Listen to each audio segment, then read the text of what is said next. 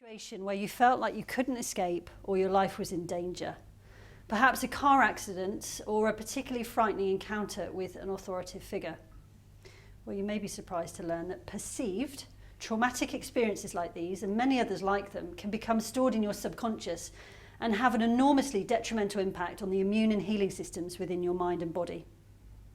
In this final session for day 1 of the workshop, Austin is going to talk about the new science of trauma and will guide you slowly and simply through the definition of trauma, how to tell if you have stored trauma, and how you can begin to release yourself from the freeze response.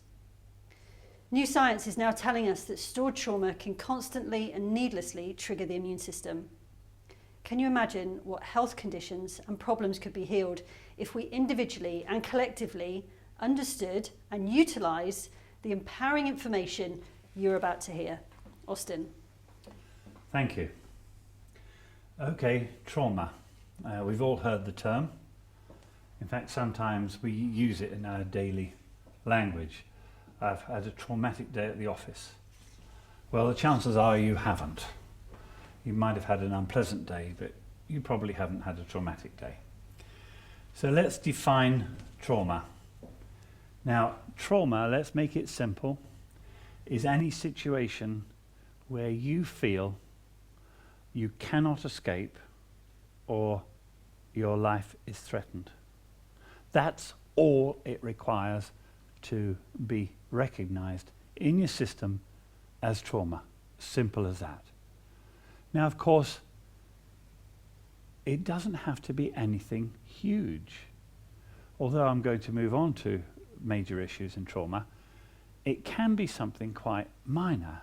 It can be a parent who's deciding to punish you for something you've done wrong, but you feel you can't escape.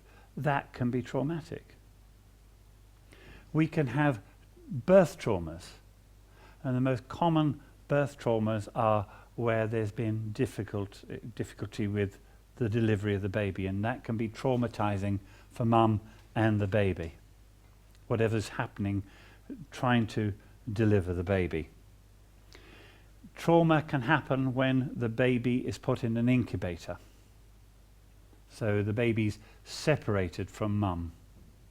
Now, the interesting thing about that is that if that occurs, and if there's a poor connection in the first 6 weeks of birth, 6 weeks, they're very specific about that, then the prefrontal cortex of that baby's brain can be underdeveloped by in excess of 50%. Now imagine that, the prefrontal cortex is underdeveloped by in excess of 50%. Now, does that mean that that baby is going to grow up to be stupid? No, it doesn't. What it means is that the prefrontal cortex has less density. So it doesn't mean that it's small. It just means that it doesn't have density. So think about that if your prefrontal cortex is underdeveloped, what's likely to be the consequence of that? Well, you'll be more susceptible to stress and anxiety. And that's because the prefrontal cortex is where we have executive function. And that's the part of the brain that helps us to problem solve, even recognize who we are as individuals. And so if we lack that density in the cortex part, then we're more prone to stress and anxiety. Now, it may be interesting to hear me say that trauma is not a bad thing, but I'd have to qualify that. Trauma isn't a bad thing if it's completed. Trauma that isn't completed is a very bad thing. So we think of trauma and we think of situations like, post-traumatic stress disorder on the same spectrum. Now, think about this for a moment. I've said a moment ago, trauma is not bad, but incomplete or unresolved trauma is extremely bad. Now, why is this? Well, there's been a lot of research done, and they found that if you experience trauma, and I suppose the reality is here that most of us at some point in our life will have a trauma here or there. It's just part of being alive. However, if we freeze in the trauma, because I have to qualify that, we've all heard of fight, flight.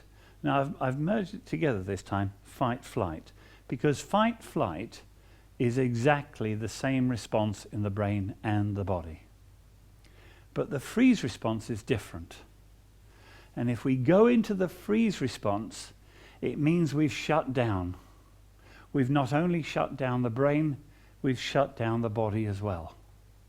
Everything is frozen, because that's what the term is. We have frozen in the trauma. And to give you an example of where we might have experienced the freeze response, is can you imagine you see a mouse in the jaws of a cat, and you look and think, oh, the mouse is dead, and the cat puts the mouse down and it's there, lifeless. And you think, well, there's no point in me trying to do anything, it's obviously dead. But you look a little later and the mouse is gone. And you think, what's happened? Well, what's happened there is the mouse has gone into an automatic response. It's not a conscious process. It's hardwired into us. It's about survival.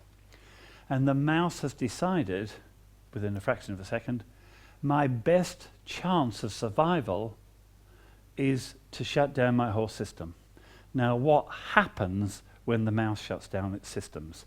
Well, it reduces oxygen into the brain, and the heart rate drops right down.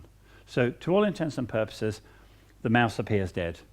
And the mouse is hoping that the cat will go away and he can escape, which very often he does. However, a minimum of 25% of mice that go into that state will die. And we probably recognize it as shock. But what's really happening is the oxygen level into the mouse's brain has dropped so much that it can't sustain activity. So it just literally dies. When it does that, the wonderful thing is the mouse feels no pain. It just literally goes to sleep. Now, I have to say, luckily for humans, we don't die in the freeze response. That's the good news. But if you think about, let me give you another example. Think about, say we're in a field somewhere and we see, thank heavens it's no longer legal, but we see a fox being chased by some hounds. And let's say that the hounds lose a scent and the fox arrives by our feet. What we would experience is that that fox would continue the traumatic response. It wouldn't stop it. It would keep it going because it's a wild animal. There's no restrictions on a wild animal in terms of any cage, and I'll explain that in a moment. So what you and I would experience would the fox would be shaking, and it would not stop shaking until it had completed the traumatic experience. And what's the difference? The difference is that once you've completed the trauma, that's it. It's not going to impact on you ever again because you've completed the cycle. Now, why do wild animals complete the cycle and we don't? Well, in fact, there's 3 kinds of animal that don't complete the cycle. And that's caged animals, because they're in a cage. Domesticated animals, because they're in our cage. And the human animal. And you may be wondering, what cage are we in? Well, the cage we're in is a cultural cage. And the culture has certain expectations of our behavior. And can you imagine somebody there going through a trauma and shaking? How uncomfortable people are. But the ideal would be if they allowed that person to complete the trauma. Because once that trauma has been complete, it's extinguished from the mind and the body. now they can get on with their life. But what we want to do is to comfort, we want to stop that process. And so we are, in effect, freezing the trauma. And that's not a good thing. Now, I have to add here that every one of us, well, I can certainly include myself, let's be fair. Every one of us, or certainly me, I've had many traumas in my life. And that's something I had to work through. But most people, yes, I'll say most people, will have experienced trauma of some kind. Now what happens is when we've gone into the freeze response, we have shut down every mechanism inside of us. Now people think, oh yes, but then you come out of that. Well, you don't. Because inevitably what's happening is that the body is constantly flipping in to the freeze response every day, in and out of the freeze response. And you'll notice this, maybe you've met somebody who's got stored trauma, and you'll notice, one of the things you notice very rapidly is that they're with you and they're not with you, and they lose focus and concentration a lot. It's as if they're not there, and you think, where have they gone? And that's one characteristic that you will see very frequently. It's as if they've gone to another place, and you can see it in their eyes. And that's not a good place to be. And even if you've had a trauma that you don't have any conscious awareness of at all because it's been locked in the subconscious, that same process is still being acted out. And people who've had traumatic experiences can lose the conscious memory instantly and not get that memory back for 10 years, 20 years, 30 years, or 40 years. But it's still disrupting. And of course, people who've been to wars, especially a modern war, where it's only since the last half of the 20th century that we've been fighting wars in a new way. And I'm thinking of maybe Korea to Vietnam and on to the current conflicts, where we're fighting a war, not just that, if you can imagine what it can be like for somebody fighting an enemy. And historically we knew who the enemy was. They were over there, and they had a different uniform, and their weaponry had, signs on, so we knew who they were. But today we are sending people to war and they don't know who the enemy is. And that in itself is traumatic. You don't know whether it's that person. Is there a mine somewhere? And you're constantly on alert.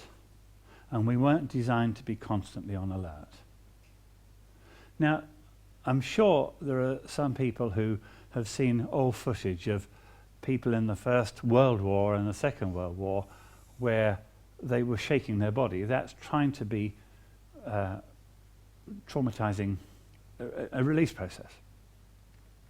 But of course they were, called that they were, they were cowards or whatever. It's got nothing to do with that whatsoever. What are some of the other things that you will consistently see with people who've had trauma or have maintained that trauma? I've said a lack of concentration, and there are even physical conditions as well. Your life expectancy will be shorter. Because remember all the things Dawn and I have spoken about in terms of the adrenals. You're constantly firing those systems up. They will have consistently pains, physical pains that you cannot account for. Where they've been to the doctor, and the doctor says, well, we can't find anything wrong, but these pains keep reoccurring. Or, by the way, there's some interesting research done where they found that people with stored trauma, even if they've had a physical accident, people who've stored trauma don't recover very well. So they can have retained physical pain, even though there's no physical reason as to why they should have that pain. So trauma impacts on every area of our life.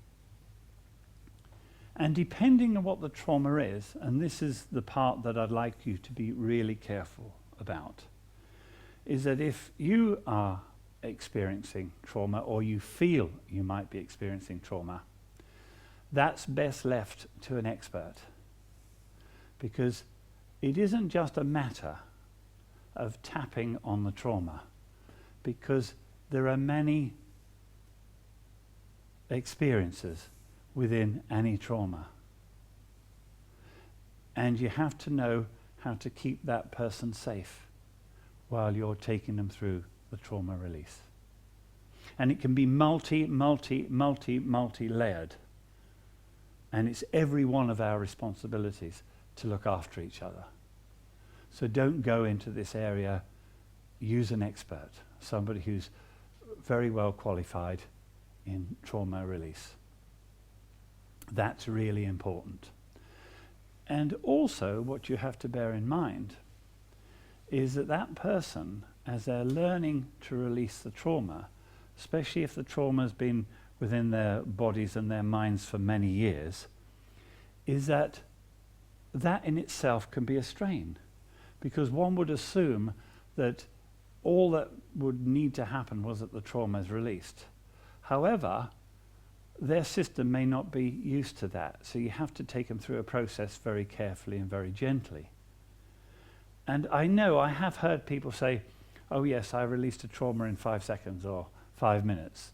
I'm a little uneasy at that because there are so many elements, so many parts, that you cannot do that process safely, in my mind, in that length of time. And remember, we're addressing so many different elements, so many different issues in terms of that traumatic release. We'll be dealing with the emotional elements, and we'll be dealing with the physical elements. And we're allowing the person to feel comfortable within that new experience of the trauma release, because their body won't be used to that experience, that feeling. So that's important to know that we have to be very careful in that process. Can I just say that one thing, Austin, that if someone's in a state of trauma and medical help is brought to the scene, often they'll be injected to try and calm that shaking down. Is it worth talking about? Yes. The side effects of... Yes, it is. By the way, Dawn's just reminded me of something else as well, is that you don't have to be you don't have to participate in an experience to be traumatized. You can be a witness to an incident that traumatizes you as well. But what Dawn is alluding to here is that if you think about somebody or yourself who's been in an accident of some sort, and the paramedic comes along and sees the person shaking, and they think, oh yes, we'll take care of that, and they inject to calm the person. They sedate them.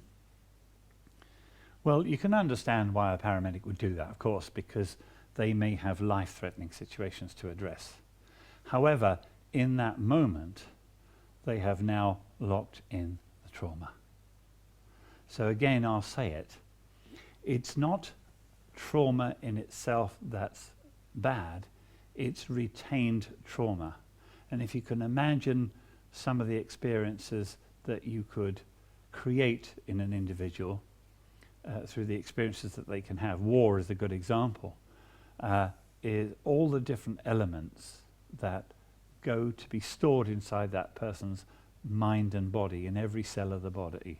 It's quite horrendous. It's interesting, Austin, because this is our busiest session so far. Lots of people getting in touch with questions about trauma. And it's not something, again, that's talked about, is it? Like the subconscious, it's emerging new information. And as people start to become more conscious of it, they start to become more empowered, which is really exciting. I'll get some of those questions in a second, but you're talking about whether a trauma is a trauma or not. So it could be something big like a car accident. It could be something relatively small to some people, like being told off by your teacher or your parent. Would you class sexual abuse as trauma? Oh, absolutely. That is a biggie. And of course, we're reading about these situations in the press. And sexual abuse destroys lives. Absolutely destroys lives. And again, it's that stored experience. And I spoke a few moments ago about all the different elements that are stored in the system. Now, sex abuse is a real powerful one, because it will have inevitably, well, not inevitably, but usually it's done more than once to the victim. There are many parts to the experience. There are many violations. It's not just one or two violations, it can be many violations. It can be the fact that other people knew this was happening but did nothing about it. That on its own can be traumatizing, that person didn't feel protected. Make no mistake. So this is what I mean when I was saying earlier about there are many elements involved here. And sexual abuse is awful because it impacts on that person's life unless it's addressed, and that can be a long process, but it can impact for the rest of that person's life. So it destroys lives. Now please don't think, because this is not my place, please don't think I'm making a judgment on the perpetrator. This may be controversial, but I'm going to say it. I see everybody as a victim. And if we change our attitude, perhaps this sort of thing would stop happening. Because the perpetrator, although it's an appalling thing to do to anybody, you'll find that they were victims as well. So we've got to change our attitude so that we can stop these things from happening, passed down from generation to generation. I wanted to talk as well a little bit about how to release trauma, because we're talking, aren't we, about stored trauma and the importance of completing the process. And you talked, didn't you, about the fox shaking it off and then, you know, returning to his life. And we as human beings are not very good at that shake and that release. But that's really part of completing the process of trauma, isn't it? The shaking. Yes, it is. It's what I will do when I work with people in trauma. It varies from person to person, but what I will do is I'll get them to shake their whole body, and or I'll get them to mimic running. And what that's doing is it's actually replacing what they couldn't do in the trauma, was to escape. Because that's what the brain and the body wants to do. It wants to escape. But in the freeze response, they're feeling helpless and they can't escape. So the shaking and or the running helps you to complete the traumatic release. And what you can do is guide the person through the experience. And this is another reason why it has to be done so carefully, because you have to work with that individual at quite a deep level, because what they're doing, they're re-experiencing the trauma, but it has to be done in a way that's managed. It has to be done in a way where they feel safe. And if you don't, one of the immediate effects is that the person goes back into the freeze response. And the moment they go back into the freeze response, they've disassociated from you. So if they've disassociated from you, then they're in the freeze response. And if they're in the freeze response, any work you do at that point has no value. And that's what you're constantly managing in the process of helping people release trauma. And this is crucial, that the person who's helping you through the trauma is constantly watching your brain state, constantly monitoring where you are, so that you can always feel safe in the process. Even though you're experiencing it, you're still feeling safe. Dawn, we were talking earlier, weren't we, about your practice as a kinesiologist, which for those people that are joining this afternoon session, the easiest way of describing kinesiology is muscle testing. I imagine you see clients that have had traumatic experiences, and perhaps you see them shake when you're treating them. Absolutely. How does that make you feel when you're watching that?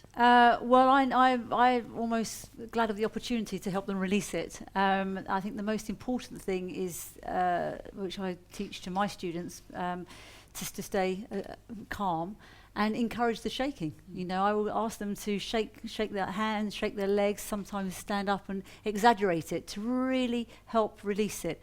So I do see it as a positive sign. And interestingly, so often a client may be talking about something that they don't even see as traumatic. It was interesting, Austin, you were talking about driving earlier on, because only a week or so ago, a client was talking about how nervous she is about driving on the motorway. And I asked if she's ever had an experience on the motorway before, even as a child. And actually in her situation, she'd had an experience when she was, I think in her early 20s, where she was driving along and the lights cut out of the car and it was in the dark. And she was aware that there was a lorry either side of her. And I said, how did you feel at that moment? She said, I can't get off. My life's in danger. And yet she'd never even processed that could be a trauma. And as she was talking through it, she just said, I've got this funny feeling in my leg. So all that physical sensation began, and we were able to really shake it out. So it's a great opportunity when people start shaking. And I know one of the things as well that you're really passionate about is making sure that your clients feel safe. Always. That's absolutely paramount. I'm constantly monitoring to keep them safe, you know, and checking are they okay to go to that next stage, and if something new comes up, reassure them, and the calmer I am, the more safe they feel. I would never take them into a place where they didn't feel safe, never. It's really interesting because we were talking to a lady last night who said that she suffered heart palpitations sometimes when she was sleeping, and the only way she could stop those heart palpitations was to strip naked, jump in the shower, freezing cold shower, and then get out of the shower with the windows open to make her body shake. And this lady didn't realise that that's part of releasing trauma, and until you pointed that out. So it's amazing, I suppose the point I'm making is it's amazing that we've got a wisdom inside us that knows what to do to make us feel better. Yes, it is. Now, you could call that a ritual, and rituals are very powerful in trauma release. And if you consider, I'm a great fan of the American Western, and you'll often see in those old Westerns where the Indians have been to war, and they come back home because some of their tribe have been killed. And what do? They dance around a totem pole and they holler. And that's ritual. And that helps them to release the traumatic experience of having lost someone. You know, somebody's, or maybe several members of their tribe have died in the battles. And that's the way it helps them to get on with their life. So if you can imagine them dancing round, and that's a physical experience as well, rather like the running or the shaking. So it's a ritualistic process of trauma release. And that's why, as I said, I'm extremely uneasy about 5-minute trauma release. It's interesting you talk about trauma as well, because you've reminded me, sorry, not trauma, ritual, and how important that is for releasing trauma, because you've reminded me of another story about a lady that we know who lost her child very, very early, before his time. And one of her rituals was to go on a really long walk up to a monument, and she would walk 3 times around the monument and ask her child if he could hear her. Yes. And again, she didn't know the importance of ritual, but it was that wisdom that was driving her. Absolutely, that is a ritual, and yes, we both know about that particular person, and it was extremely traumatic. In fact, it's something that she expressed very clearly in terms of pain, but never as a trauma. So she'd talk about it in terms of a pain, but she hadn't seen it as a trauma at all. But it very much was a trauma because it was unexpected. The son died within, well, it was a motor vehicle accident, so he died suddenly, and there was no time to say goodbye. So that's very traumatic, and I've never been through that experience, so I can't even imagine what that's like. But if you can allow yourself to go through a ritual, that is a really good process. And don't try and have a stiff upper lip. You know, we hear that a lot, don't we? Get over it, it's 5 years ago. Get over it, it's 10 years ago. Everything will be easier as time goes by. And sometimes things aren't easier as time goes by. But if we can celebrate what we've been through, and that sounds odd, but if we celebrate it, allow ourselves to really feel the pain till there's no pain left, then that's a very positive process. If you're watching this online now and you're thinking, okay, this all kind of makes sense, but I'm not sure if I've suffered a trauma, there are various signs and symptoms of whether or not you're storing trauma. And I know you've mentioned some of them, Austin, like pains in your body. But if I guide you through a few more as well, that might be helpful. Not being able to sleep is another one. Very common. In fact, you reminded me of somebody I worked with many years ago. And this chap, I'll tell you his rough age because it's relevant. This chap was early 60s. And he came to me and he said, oh, I haven't got any problems except I can't sleep very well. So I said, okay, well, let's investigate this. He said, oh, no, it's just purely if you can do something and I can sleep easier, everything in the world will be fine. So I said, well, no, let's just have a bit of fun here. So I thought, oh, no, I really need to discover what's going on at a much deeper level. I didn't know what was going on, but I knew I needed to discover something. And so we started the tapping process. And I said to him, I asked him a very general question. What happened to you in your 20s? Now, where that came from, I have no idea. But he stopped the tapping. And he said, why did you ask me that? I said, well, I just felt that it was relevant. And he said, I was in the British Army. He said, I was doing my national service, because in those days you had national service. You had to sign up and do your stint in the army. And he said, we were patrolling the Chinese border, our platoon, and whatever they call them. And he said, we came across a little boy, a little Chinese boy crying all on his own. And they couldn't work out where he'd come from. And so they started to search.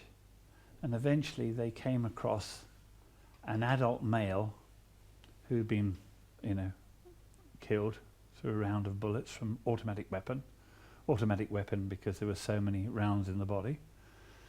And they found an adult male, adult female, and a small baby, all dead.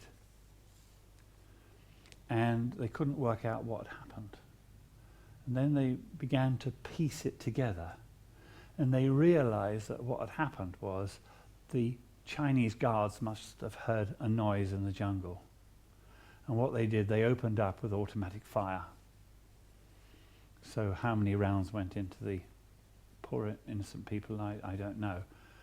But as they will normally scan. You just think, I hear the noise, and you'll do that just to make sure you stand the best chance of killing the enemy, if that's who it is. And they realised that the rounds had hit mum because she's taller, had hit dad because he's taller, and hit the little baby because he was strapped to dad's back. But the little lad was just down there, and the rounds must have went straight over him. And he thought that that was just something that happened to him in his 20s. He said, he said, and he started to cry while telling me this story. And I said, oh, it's obviously significant. So I said, okay, bear with me, go along with me, and let's see what we can do. So we tapped on that, even though, I can't remember the exact words, even though this was a traumatic experience and I've locked it in for all these years, I could choose to release it. Something along those lines. It's a long time ago. Well, he contacted me about 8 days later, and he said, I've never slept so soundly before. But of course it happened so long ago, and he thought it was just an incident amongst many that's happened to him in his life. So we can have these traumatic experiences, but we don't realise they're traumas. And remember as well, they don't have to be that extreme either to have an impact on us. And as we were saying, that's one of the signs, is not being able to sleep. Very quickly, because I do want to get to the questions as well that have been coming in. Other behaviours that you can look out for if you feel you might be storing a trauma, as well as not sleeping very well, as well as pains in the body, are kind of behavioural actually. So things that people do that are overly controlling, or things that people do that are equally passive, perhaps not taking part in life. That's another symptom of stored trauma, as is being overactive, being busy. So all those, if you're thinking, oh, you're really a bit OCD, a bit controlling, I'm not saying that's always the cause of trauma, I'm just saying it's one to think about. If perhaps you're passive, you're not really getting involved and you just want to take a step back from life, or if you're somebody that just constantly wants to fill your diary up and do things, those can all be signs too, can't they? They can all be signs. They can be signs. Yeah, be careful, because it's not always a clear indicator, but it certainly can be a sign, because what we do within the trauma is that we become addicted to the endorphins flowing in our blood. We're constantly addicted, and we're constantly trying to create this high, because we know that there's something there that we need to be suppressing. So now we have the potential for that addiction to take over our lives. And they do suggest, if anybody remembers a doctor called Dr. Shipman, and they suggest that this is why he went on the spree that he went on with his patients of, ending their lives prematurely, let's put it politely, is because he'd experienced his mother dying of cancer when he was about 15 years old. And he processed it as a trauma. And what had happened was he would run every day after school, just run for miles and miles and miles and miles. And isn't it interesting? That's a ritual, number one, trying to escape. But I feel that what happened in Shipman's case was that he didn't connect emotionally. So even if you discharge, and I don't think he did, but even if you discharge the trauma, he was emotionally disconnected. And what happens, or what can happen in that scenario, is you develop this superiority complex, that you believe you're better than everybody else, you're cleverer than everybody else, and you have the right. You are in that position where it's your choice to end a life or not, and it never is another person's choice. So they become addicted to the endorphins and the blood flow. That can also be traumatic. But please don't think that that happens very often, because it doesn't. Because you have to have other markers there for that to occur. And a lack of empathy is crucial for that to be in place. And most people who've had trauma do not have that marker. And it's also worth saying that a lot of the signs and the symptoms we've been talking about don't necessarily mean it's trauma. It's just something to be wary of. If you want more information about trauma and you're wondering where to start, because as I said, it is quite new information, and perhaps you want information that's very easy to absorb. Dawn, I don't know if you want to hold up Austin's second book, which is I Am Healing. There's a whole chapter in that about releasing trauma, isn't there, Austin? There is indeed. That one's been written with some of the new information in mind. And yeah, I take you through some realizations to help you. And can I just add here, Joe, that please be very understanding of someone who's had a trauma, even if you perceive it as being minor. It is not what you perceive as minor, it's that person's experiences that matters. And we really do need to be considering each other more and more. And Dawn, again, I know you won't mind me saying this, and I myself have done work on trauma release as well, as have you. How has it benefited your life? Oh my goodness. Enormous. In fact, I really do feel that I would have had severe health problems by now if I hadn't done work on it. And I was one of those people that really struggled with sleep for many, many, many years, and accepted that maybe 3 hours a night is all I need. So enormous. It's allowed me to take some time to reflect for my health. It's given my family a bit of a breather. It's actually affected every area. The work we've done has affected every area of my life positively. And I know a massive reason why you do the job you do is because your mum died of lung cancer, wasn't it? Yes. Was it 1999, 2000? 2000, yeah.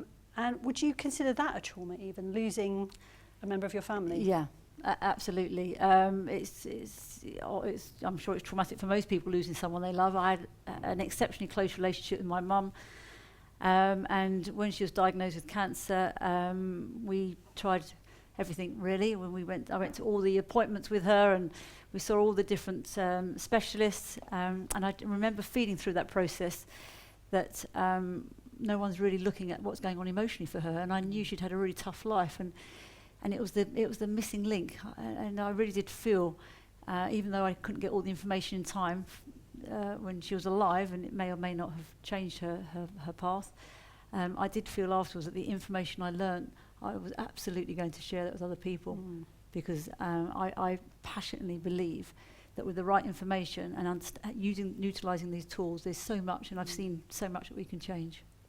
Excellent. Okay. Well, as I said, this has been a really busy session in terms of online questions. There's still time to get your final questions in. So if you want to ask that burning question, please do. The gallery are taking the questions and they'll feed them to me in the earpiece. So I promise as we get them, we will ask them. Austin, Sarah's got in touch. This is a brilliant question. Both myself and my son went through a significant trauma when I gave birth to him. Should we work on our traumas together? Well, again, you can choose to work however you choose to work. However, how old is... She didn't say, actually. I don't know if there's still time for her to get in touch, but she didn't say. All right, but you can work together or separately.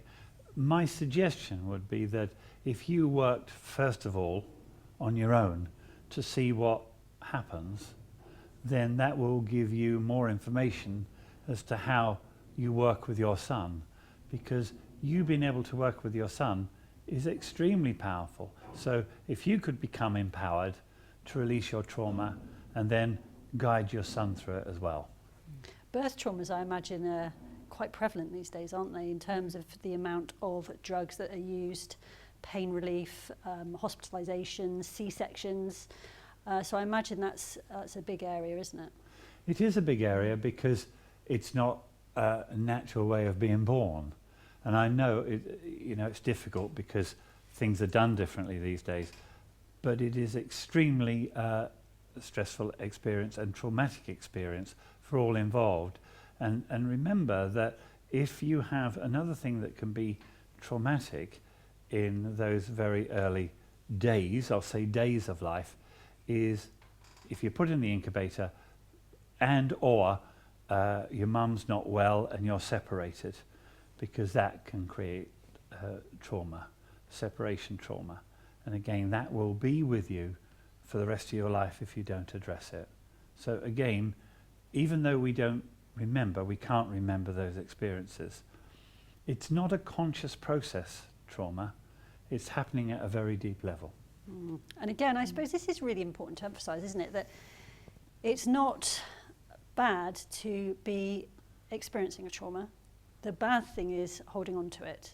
So if you've had a birth trauma, either by being born yourself or by having a baby, it's not the end of the world by any stretch, because you have the chance to become more resilient if you go through and release it. That's a very good point, Jo, because I often hear from parents, they think, oh, I've ruined my child's life. No, you haven't.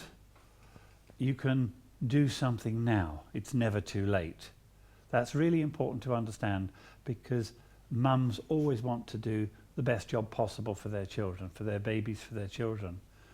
But things can be addressed as long as you're prepared to address them, of course. That's the important thing. Don't ever think, oh, I messed up here, I got this wrong, my child is traumatized, I'm a bad parent. You're not a bad parent. There's no parent in the land that decided to be a bad parent. Every parent does everything they possibly can with the tools they have at the time. So no, you can change anything you want to change.